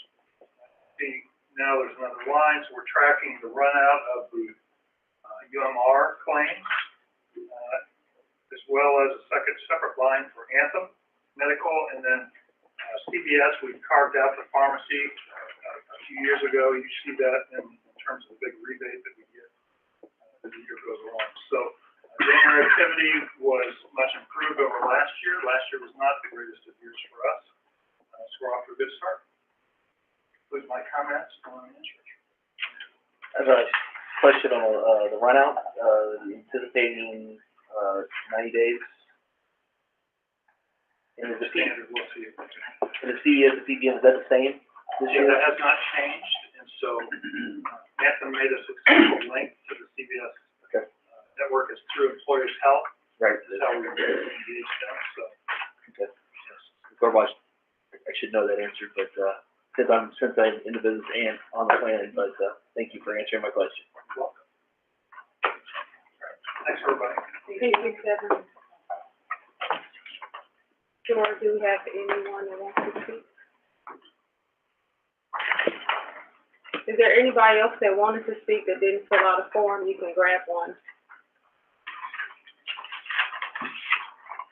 Thomas?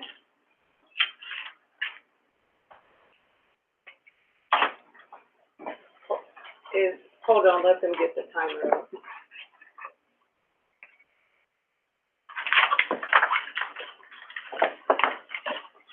Hello, Thomas Leisha. I live in Elkhart.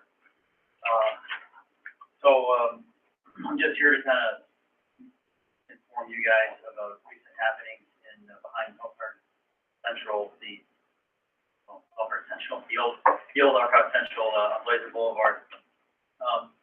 Since I'm informing all the neighbors in the neighborhood, and you guys are kind of like the next thing to the neighbors at the property there, that the property that used to house Federal Press is currently being looked at for redevelopment. And as I've expressed to the city commissioners, that I didn't even know it was for sale and a potential redevelopment site, and it's potentially being offered for $1. And I kind of thought, wow, what could this property be used for? And let me reach out to my neighbors, the community, and let's look at all options before we jump the gun. I remember that property going Elkhart Central and Pierre Moran and getting bussed from Bristol, and it was always like, what's this old building right behind the high school? And it took a long time for that building to go away, and it's finally gone. and, it came down to 14. And interesting things is it hasn't been developed, and one of the arguments that the city has made is that it's been available since 2014, and I would kind of argue that because of, there wasn't a lot of development in Elkhart in the last, only the last couple of years, really, we've seen some development. So I really think it'd be a really unique opportunity for the whole community to kind of come together and say, how should we use this? Could this be used for the school system? Could this be used for live work studios, for people coming out of the new technology centers? I mean, we're doing all these great things with those students, and are they ready to start their own businesses coming out of high school? Do they need a place to do that? So do we need housing for middle income, teacher housing, things like that? All these ideas kind of spin in my head, like, could be potentially used for this property. And, if it could be used as a tool to hire teachers from outside the area to have rent-assisted townhomes to come live in until they get settled in the community. So, like I said, I don't know what the best use is for that corner. I do own the property, and I'm excited as a neighbor to see what could happen. That could be a catalyst for the whole community.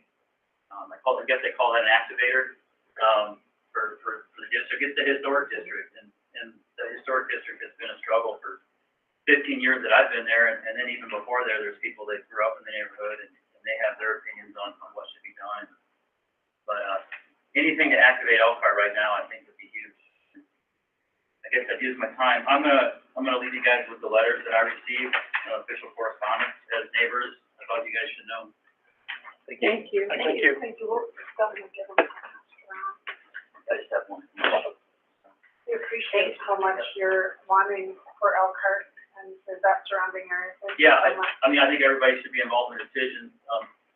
The thing that really concerned me is that it had already been up to be offered for sale, and I only found out about it by being, interested in what was going on out the street. And so it was like, what are you doing? So, thank you. Thank you. Brett Kirk.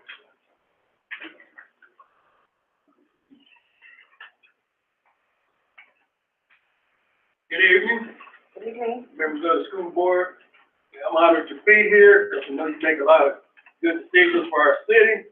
And I am Brent Curry, and I live at 2312 Hawthorne Drive. And I'm also the 5th District City Councilman for that area. And that area is also where Hawthorne School is located. Hawthorne School is kind of in the heart of my district. So I've been getting a lot of calls to talk about the future of Hawthorne School. So I'm here today to tell you what I've been hearing. I'm here to let you know that people's main concern is the kids' education. People are saying that the kids have to start learning. If they're not learning now, what are we doing? Do we need to do something different? I went to Hawthorne School, and all 9 of us went to Hawthorne School. And we got a good foundation there. And I look at, what motivated me at Hawthorne School, and that me and my family and my 4 brothers and 4 sisters could go on and be very successful, not asking anybody for anything, can be in favor of a school referendum because those few dollars wouldn't hurt me. But Hawthorne School, when we had patrol boys, I think it taught you leadership. I was at an event where I needed to help fold a flag. I learned that at Hawthorne School when I was a patrol boy. But the community, the main thing, is not the building. Everybody loves that building. The teachers love that building. Former teachers and students love that building and say, hey, what are we going to put in that building if we repurpose it? Then if we repurpose that building with whatever goes in there, if it's in the school's hands, is it going to fit the community? We don't want something like Concord Mall where you got all these trucks and stuff sitting out there. So that's the people's main concern. But the main concern right now is we got to get these kids learning. And I was told that there's 60% of students at Hawthorne School speak Spanish. And we have to find a way to teach them, because they say you can speak English, but you might not be able to read English. That was kind of new to me. And I just think it just offers a different challenge, and I think that people downstate, that want to grade our schools need to know that we have these kind of challenges. I wonder how many of them know that. Just because you speak English, can you read it and pass that English test? So there's a lot going on, but most people don't want to see it closed. And we're going to be just kind of watching and see what your suggestions are, and hopefully getting back with some of you, especially my representatives, and we can sit down and talk about it. It's always good to see my classmates. Glad you're on the board. Take care. Thank you, Brent.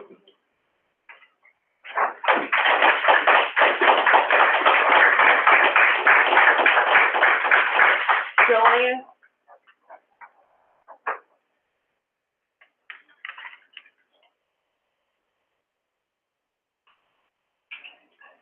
Hello, my name is Joanne Paulson. I am a teacher at Hawthorne Elementary School for 33 years.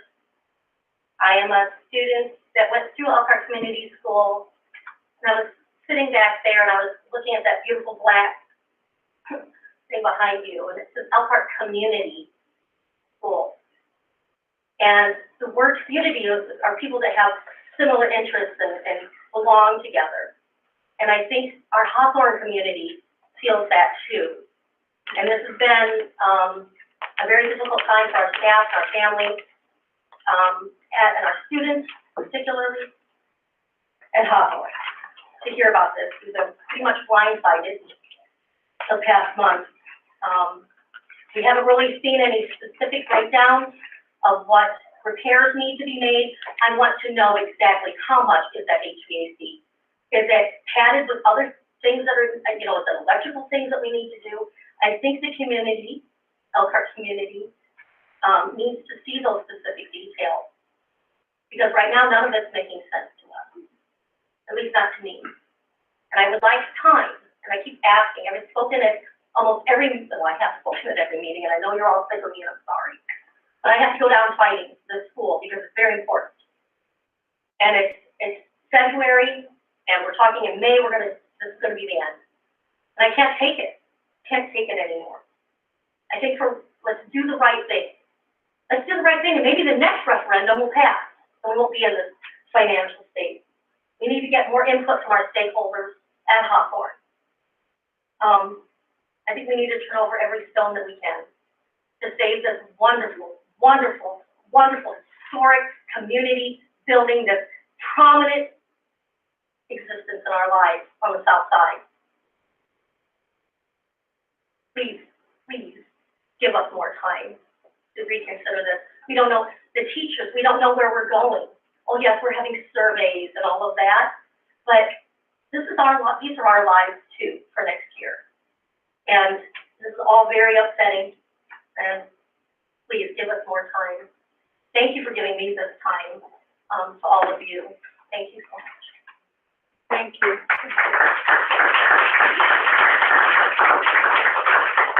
Karen?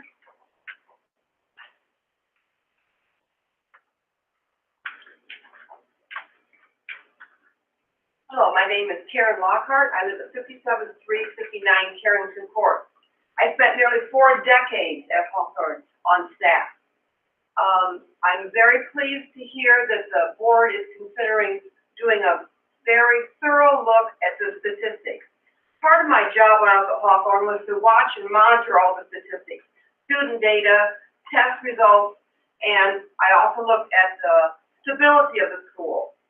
Now I know that it's a concern for Elkhart Community Schools that you are losing. According to the newspaper, you have lost 2.35% of your student population, and that results in a lot of money. Whereas at the same time, Concord has grown 0.9%.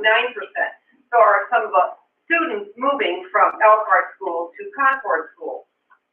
One of the things I want you to really look at when you do your study is the stability rate of schools.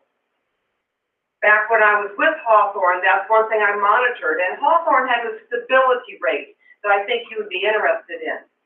The parents stayed there, the students stayed there, and I hope you will look at those factors.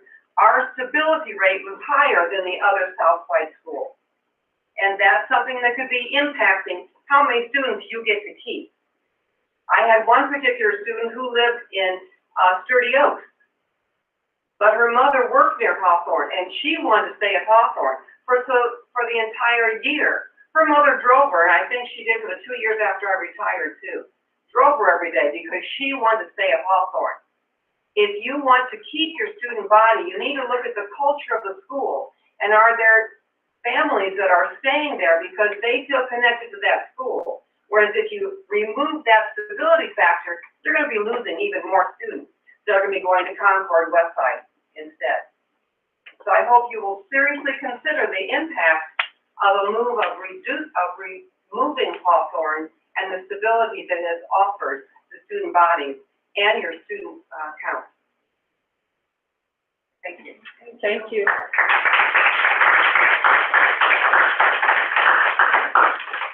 Jen?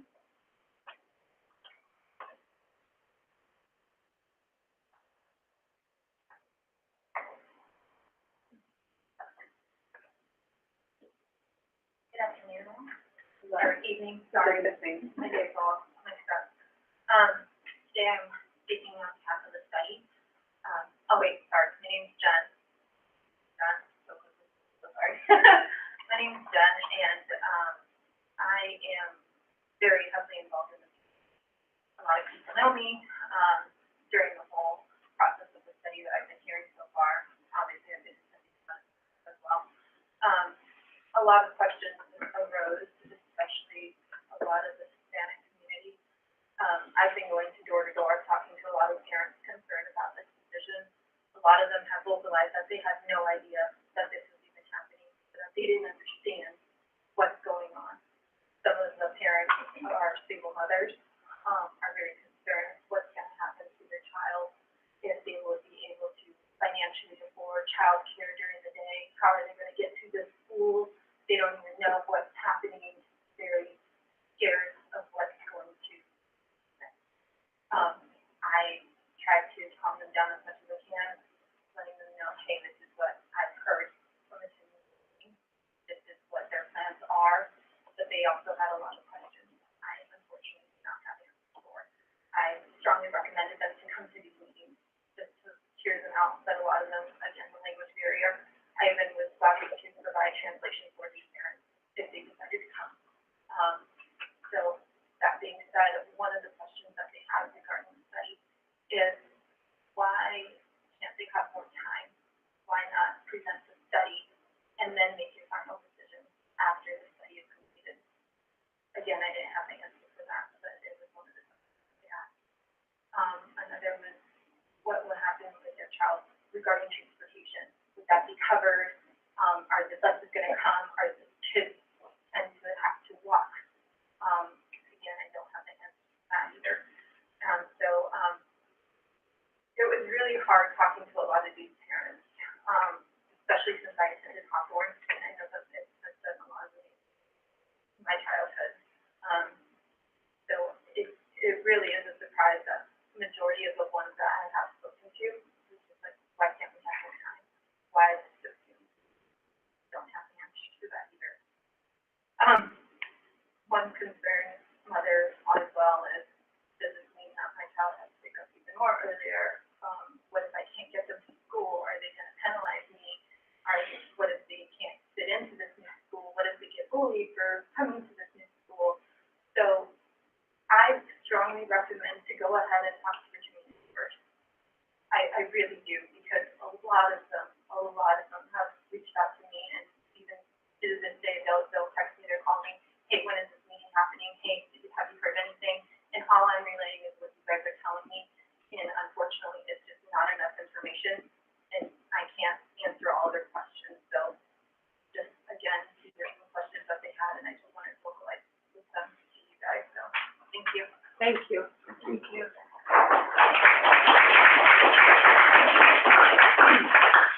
Is there anybody else that wanted to speak that didn't get a chance? This is your last opportunity. Okay. Is there anybody online? Okay. Dr. Tolman? First, I would like to thank Indiana Black Expo for the recognition of African American students that they did last evening. They had a presentation of 3 doctors from that talks about the effectiveness of being ready for your future, and were really an inspirational message that they provided to students, and it was always a great opportunity to see that presentation from Black Expo to our students. The other thing I would just want to conclude by saying is that I know that these discussions about Hawthorne are not easy. And the conversations that I've been having with people, the things that we're hearing from the community, had some people in my office this afternoon coming in and having a conversation for us to be able to talk through and for me to listen to concerns and understand where people are asking about is very helpful for the whole process so that we can know best how to move forward and serve our students. So I just want to say that while I know that the people have been emotional and there are issues about feeling like it might be rushed and that people are wishing for more time, we are engaging in those conversations. We're working very hard as a district team to listen and hear from people. And I just want to let people know that we are listening, and the things that we're hearing, we're trying to put together to make the absolute best decision that we can. So, thank you. From the board? I'd like to, I have a eye appointment in the morning, so I need to bring this up, but the signs in the back, could you bring them closer? You took the time to write them out. I'd like to read them. I tried all meeting and, We have our glasses. I know. I got an appointment actually in the morning.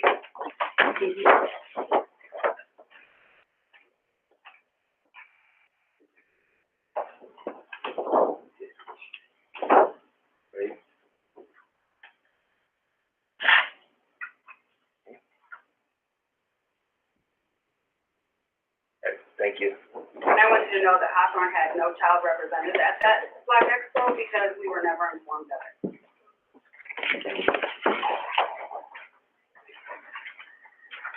Yeah, March 1st kind of starts one of my favorite times of the year. March Madness starts next Tuesday at Northside Gym. Elkhart is playing, I think, Goshen in the on Tuesday night. Concord. Sorry about that. Yeah, the second game. We should have stuck with that. Also, last Saturday morning, I had the interesting opportunity. I was in a meeting, and the guy sitting behind me was the Elkhart County coroner. Now, I usually don't have meetings with the coroner anytime, but he got up and spoke, and he was talking about fentanyl-laced marijuana. Okay, and so anyhow, it's one of those situations that I thought, well, he's right behind me, so everybody's turned around looking at us. And so I asked the question, like, well, how many does it take to kill you? And so everybody kind of looks at me and is like, Doug, that's not the right question. I'm not a pothead. The question is, how potent is it? And the scary part is it takes 2 to 3 puffs to kill you. And as you've seen on the front page of the Elkhart Truth, that word needs to get out to everybody, because people think that, oh, this stuff is harmless. It's deadly now. It's past that stage. So we need to educate our kids that, hey, 2 puffs, 3 puffs, you're done. And there's no coming back. He said that there had been 6 confirmed deaths of fentanyl-laced marijuana that he was called in to investigate. They think there could have been as high as 40. It ranges from all demographics, age groups, doesn't care whether you're a minority or, majority. It's it doesn't select. It kills everyone evenly. So just a word to the wise right there, talk to your kids about this stuff. Thanks. Land spread. They call it whisper kill. That's why they call it land spread. So if you hear the word land spread, that's what they're talking about. It's a whisper kill. It comes in and out you go like a wind. Anything else from the board? I just want to thank for open and honest activism and dialogue, and just want you guys to know that we care about you coming and letting us know where you stand, and we are definitely working hard to answer your questions and try to find out the best solution for all, and, we'll do everything we can. I've seen these guys already turning over as many stones, as many concerns, trying to answer those individually. Thank you for that. Thank you, because you guys restore my faith in people caring, caring. And, love that, so thank you guys so very, very much. Anything else from the board? All right, meeting adjourned. Oh.